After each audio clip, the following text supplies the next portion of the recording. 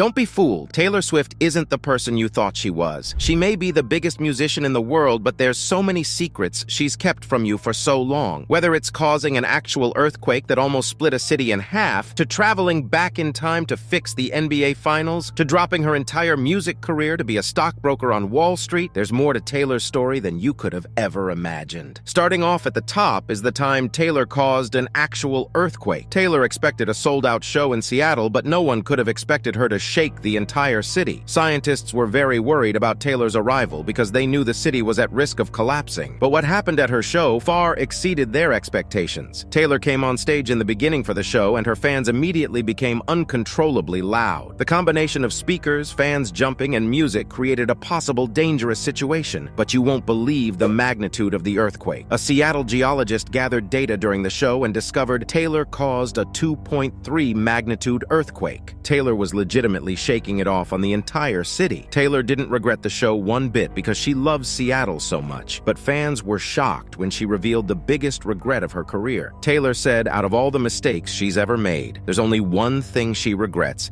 and it has to do with a past lover. In 2008, Taylor went on the Ellen DeGeneres show and revealed the name of a famous celebrity who broke her heart. But she didn't leave his name anonymous and blasted him on live TV. But who's the boy, you may ask? Taylor said the name when Ellen asked if any of her new songs were about a boyfriend. She said there was one song on her album about a boy, but he wasn't in her life anymore. Taylor revealed he broke up with her over the phone in 25 seconds, and she wanted to show him she was worth more than that. Taylor revealed the boy was in a popular band with his brothers, and his name was Joe Jonas. But Joe responded to why he only took 25 seconds to break up with Taylor. He said he called Taylor to discuss his feelings for her, and she didn't take it well, so she hung up on him. But 10 years later, Taylor told Ellen Joe didn't deserve to be blasted on live TV, and now they're good friends and laugh about it because Taylor was just being a rebellious teen. Sounds like it's all love between Joe and Taylor. But you know what's even more loving? The time Taylor gave away $50 million?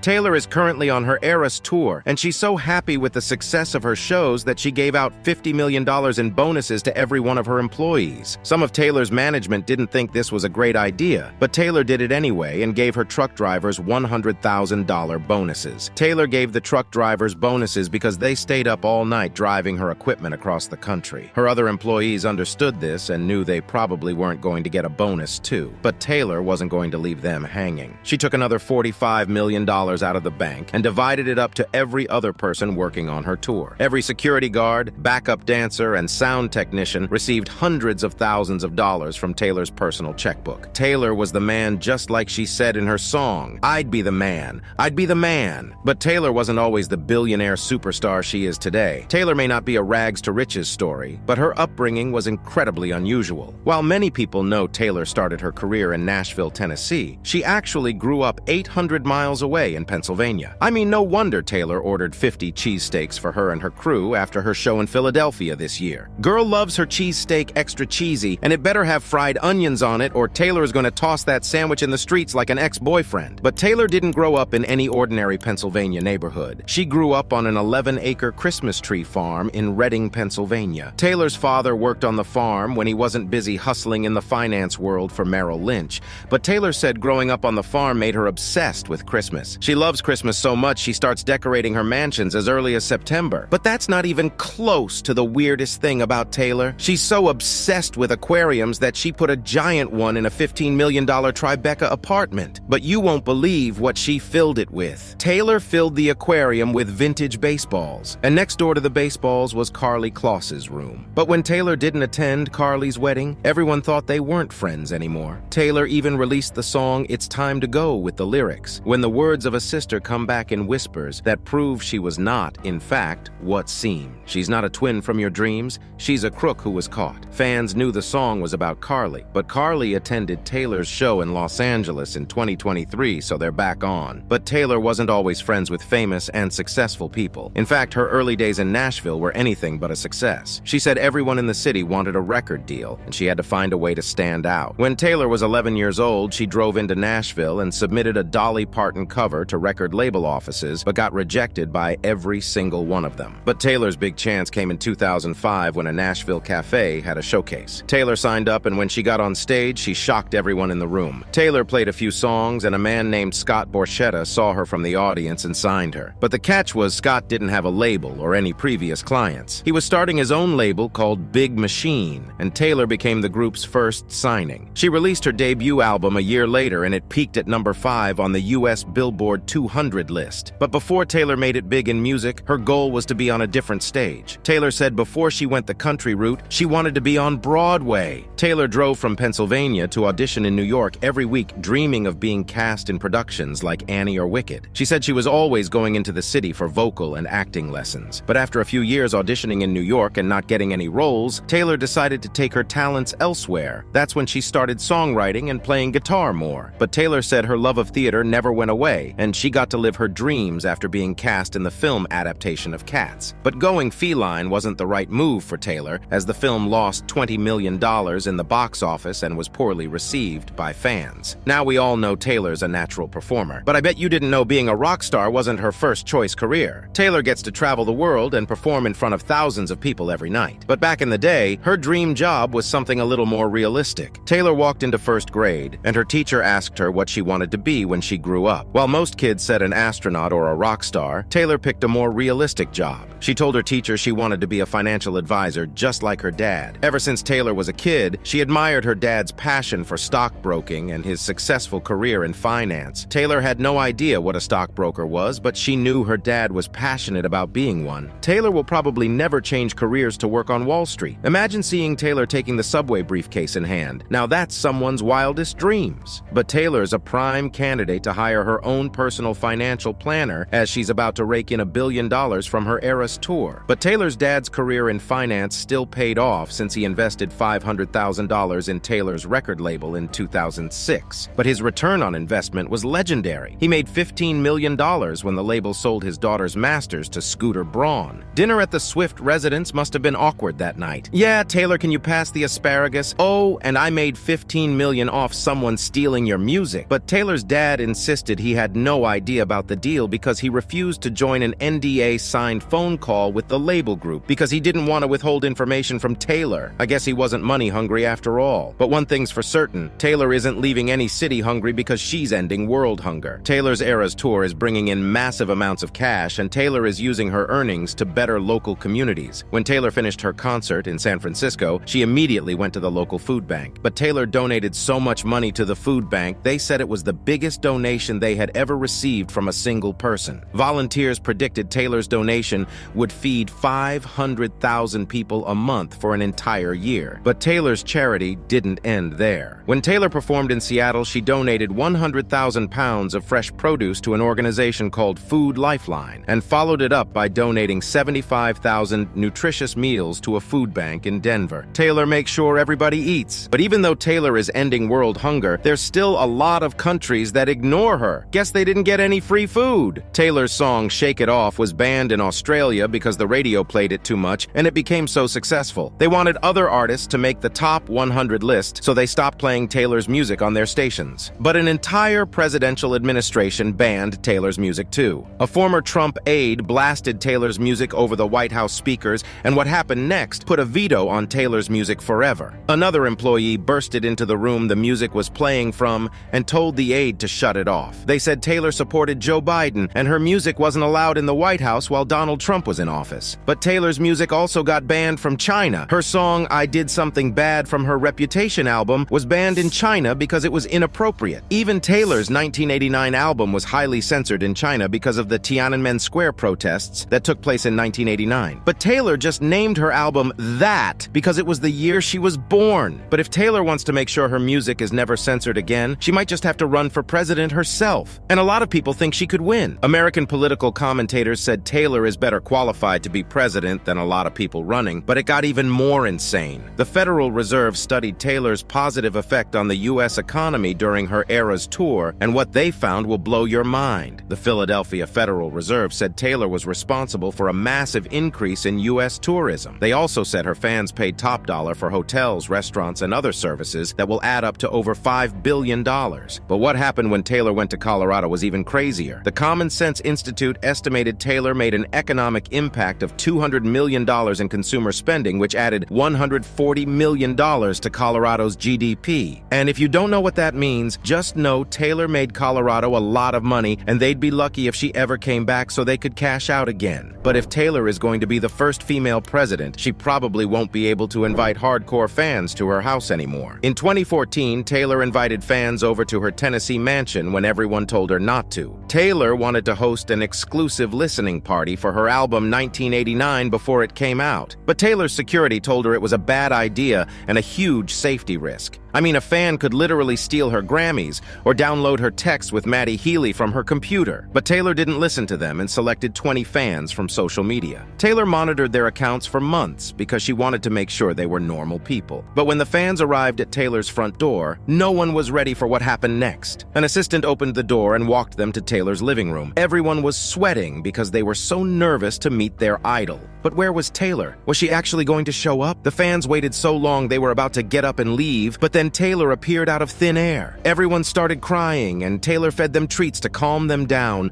while they all listened to the album. She even fed them her favorite food. And that's the next fact I bet you didn't know about Taylor. Taylor eats pretty healthy, so she can feel fit to perform every night. Every morning she has a fried egg over a buckwheat crepe with ham and Parmesan cheese. For lunch, she's munching on a salad, yogurt, or a sandwich. But on the weekends, Taylor treats herself to her favorite meal of all time. Taylor goes to In-N-Out or Shake Shack and orders a cheeseburger, fries, and chocolate milkshake. And if she's feeling wild, she'll have her favorite drink at night, a vodka Diet Coke. But when she's back home in Tennessee, you know Taylor's indulging in her favorite comfort foods: sweet potato casserole, brisket pot roast, and molasses cookies. But if you're ever at this restaurant, you might run into Taylor Swift. Taylor said her favorite restaurant of all time is Cracker Barrel, and she chows down on their famous breakfast of pancakes, hash browns, and bacon. But on the tour bus, when Taylor has to whip up something quick, she relies on spaghetti with butter. Maybe she'll date an Italian next. But when Taylor's not slurping on angel hair, she's predicting the future. I mean, what can't she do? Taylor won Billboard's Woman of the Year in 2014, and her speech forecasted who would win the award in the future. She told the audience the future Woman of the Year is probably someone sitting in a piano lesson or girls' choir at that very moment. And Taylor was right, because at that exact moment, someone actually was sitting at their piano, taking lessons and singing in a choir. And that same person was presented with the 2019 Woman of the Year award. But who was the woman? It was actually Billie Eilish, and she thanked Taylor for inspiring her every day. But this next event Taylor predicted was even crazier. In a 2008 Ryan Seacrest interview, Taylor predicted one of her biggest songs. During the interview, she said, "When you make mistakes, you need to shake it off." 6 years later, Taylor dropped the song Shake It Off, which was the #1 song in the US for 4 weeks straight and received a diamond certification. Maybe Taylor isn't just a singer, but a time traveler from the future. But none of those examples compare to the time Taylor controlled the NBA playoffs. Taylor's Eras Tour began at the same time as the NBA playoffs, and every city Taylor performed at was affected by it. Taylor played 3 shows in Atlanta, right after the Atlanta Hawks lost their series to the Boston Celtics. But Taylor's powers didn't stop there. She played 3 shows in Philadelphia during the Sixers series against the Celtics, and you guessed it, the Sixers lost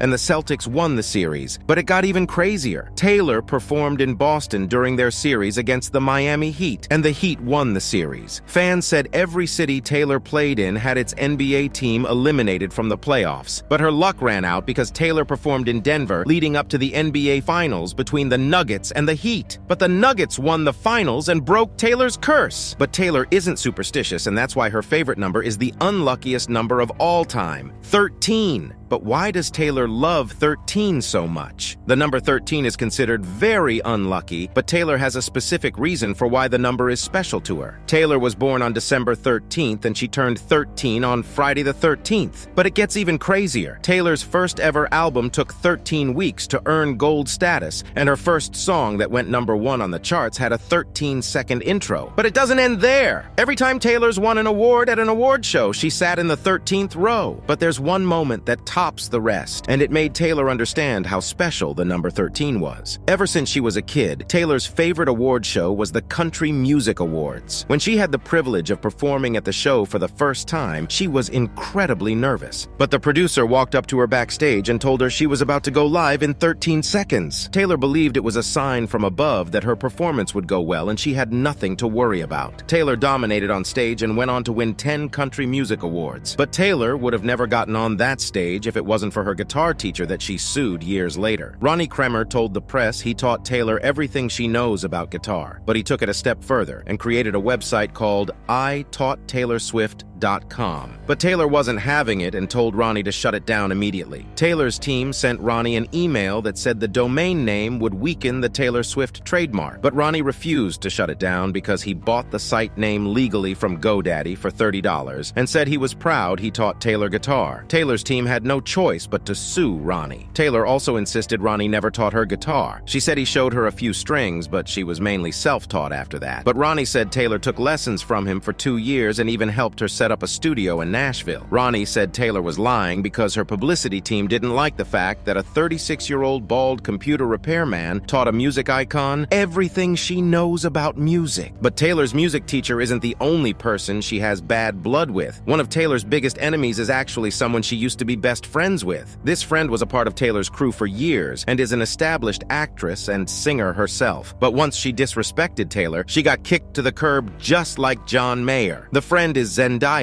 and after she appeared in Taylor's Bad Blood music video, Taylor considered her a friend for life. Zendaya praised Taylor for being so smart and an amazing influence. But Zendaya made a big mistake. It happened when Taylor was beefing with Kanye West and Kim Kardashian over the famous music video in 2018. Taylor said Kanye released the video without her permission, but Kanye and Kim insisted Taylor said it was okay. Fans were pissed Zendaya didn't use her platform to support Taylor. But Zendaya made them even more mad when she liked tweets that supported Kim and Kanye and roasted Taylor. Zendaya liked a tweet that cropped her out of a photo with Taylor and had the caption, "She was too pure to be in Taylor's squad." But she wasn't done stirring the pot and liked a tweet that was even more insane. Zendaya liked a tweet that said, "I'm glad Zendaya was never really down with that whole Taylor squad." Taylor and Zendaya haven't spoken since. There is one person, however, that dissed Taylor but still has her stamp of approval. Taylor loves her ex-boyfriend to this day and they have the same name. Taylor and her ex-boyfriend Taylor Lautner started dating in 2009 after starring in Valentine's Day. But a few months later, they broke up and Taylor confirmed it in her song Back to December. Taylor sang she wished she knew what she had with him because he gave her so much love, but she told him goodbye. But Lautner responded saying he regretted not stopping Kanye West from stealing the microphone from Taylor at the MTV Awards. But years later, Taylor invited her ex to do something no ex of hers had been asked to do before. She hired Taylor to star in her I Can See You music video, and it premiered at her show in Kansas City. Lautner was at the show, and Taylor stopped the show to tell the audience Lautner was a positive force in her life when she made Speak Now. She also said Lautner and his wife were close friends of hers. But Lautner took the mic from Taylor, and fans would have never predicted what he said. He said he respected Taylor not only as a singer and songwriter, but also as a human. But Taylor's kept this insane secret ever since she was 14 years old. In a GQ interview, Taylor said songs aren't the only thing she's written, because when she was 14, she wrote a novel. The book was called A Girl Named a Girl, and its story was so mature no one could believe a 14-year-old wrote it. The novel revolves around a mother who gave birth to a daughter, but desired a son instead. But how can fans read it? Will Taylor ever publish it? Taylor said the only copy is at her parents' house. Looks like the book isn't coming out anytime soon, but you know what is? Taylor's first movie. Taylor has huge aspirations to be a film director, and she's already directed music videos for her songs Anti-Hero, All Too Well and Bejeweled, to name a few. But Taylor wants to make movies that go on the big screen, and it turns out her dreams will come true very soon because Taylor wrote a script and is signed on to direct it for Searchlight Pictures. No one knows for sure what the film's plot is, but with a talented director like Taylor behind the camera, it's sure to make its mark. But Taylor said it was important she wrote her first movie because she wanted to be fully involved in the message she was sending. But messages Taylor isn't sending anymore are DMs to her crushes on social media. Taylor hates social media so much she deleted it off all her devices. Taylor has 336 million followers across all her social media platforms, and it's created a lot of problems for her. She said her priorities are messed up because she lives in a society where social media controls her life. But what she said next was even crazier. Taylor said social media allows people to express their art and connect with their fans. But there's a huge downside to it, and you won't believe what it is. She said social media feels like there's 3 trillion invisible hoops she has to jump through, but she's never going to jump through all of them all correctly. But Taylor's fans have noticed she's inactive on social media and want her back. One fan wished Taylor posted more selfies selfies like she did when 1989 was coming out. But Taylor risks her safety whenever she posts selfies because people find out where she is in the photos and follow her around. But one thing Taylor hates even more is streaming platforms like Spotify. In 2014, Taylor took all her music off Spotify and refused to release her album 1989 on it. Taylor argued Spotify didn't pay artists enough royalties, but things got even crazier. Spotify paid artists 0.4 cents per stream, which was split between labels and rights organizations before it even reached the artists. But when Spotify heard Taylor hated them, they panicked and hoped she changed her mind because she was one of their biggest moneymakers. Taylor was the third most streamed artist on Spotify, and they lost millions when she exited. But Apple Music announced they would be offering a 3-month free trial to subscribers and not pay their artists, and this upset Taylor more. She said it's not about her because she can support herself. Taylor said she was speaking for the new artists that just released their first album and weren't going to get paid at all. But Spotify offered free trials too, and they personally called Taylor and told her they were sorry. They agreed to pay her more royalties for their free trials, and Taylor released 1989 on Spotify a few days later. But Taylor has a photo framed in her house that brings her back to one of the worst days of her life. Taylor framed a picture of Kanye interrupting her VMA speech in 2009 to remind her of an insane lesson. Kanye interrupted Taylor's speech and embarrassed her in front of millions. The ordeal started a chain reaction of bad blood with Kanye, but Taylor makes sure to remind herself of the moment that started it all because she said life is full of little interruptions.